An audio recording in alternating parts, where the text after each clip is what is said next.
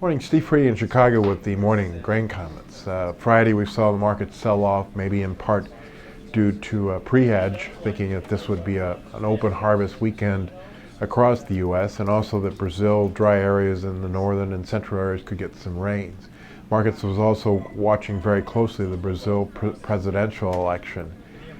We carried through overnight with prices lower, beans down about 8 cents, corn and wheat down anywhere from 3 to 4 cents.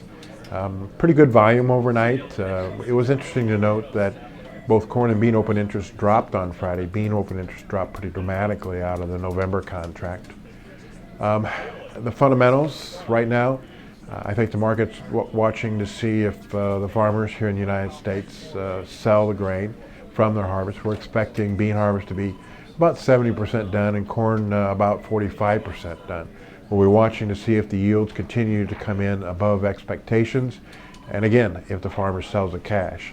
The one bright spot and positive thing in the beans is the fact that the Eastern Corn Belt soybean basis and soybean meal basis is very strong. Some people feel that the pipeline is thin. Some people blame it on a lack of farmers selling.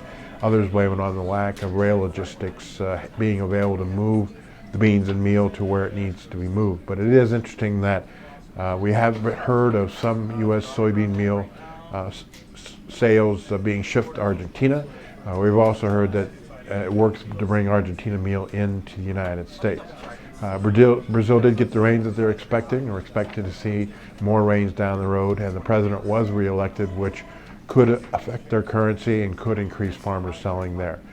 So we're back below the 50-day moving average in beans. We're at 1 week low in the corn, and we'll see if we can see the follow-through weakness in the market as we get into harvest and as we approach the November 10th USDA crop report.